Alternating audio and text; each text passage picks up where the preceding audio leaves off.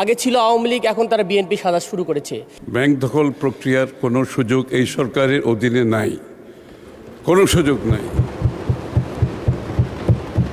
এবং আমরা কোনো ব্যাংকে রাজনৈতিকভাবে কোনো নিয়োগও দিচ্ছি না। কিন্তু আমার অঞ্চলের গরিব মানুষকে যে ব্যাংকটা ঋণ দেয় সেটা নাম হচ্ছে রাজশাহী কৃষি উন্নয়ন ব্যাংক। খুবই দুর্ভাগ্যজনক হলো সত্য, এই ব্যাংকটা একটা সিন্ডিকেটের আন্ডারে পড়েছে। শুধু রাজশাহীর বাইরে যেন ব্যাংকটা না যায়, এর আগে উদ্যোগ নেওয়া হয়েছিল ঢাকায় নিয়ে আসা, যাতে করে গভর্নমেন্ট স্বচ্ছভাবে তদন্ত রাখতে পারে। কিন্তু এখানে অনেক ঋণ খেলাপি আছে, অনেক নিউজ হয়, অনেক কিছু হয়, কিন্তু একটা গোষ্ঠী, আগে ছিল আওয়ামী লীগ, এখন তারা বিএনপি সাজা শুরু করেছে।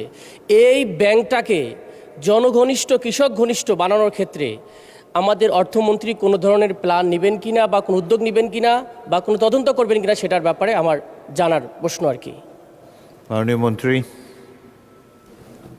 মাননীয় স্পিকার, আপনাকে ধন্যবাদ।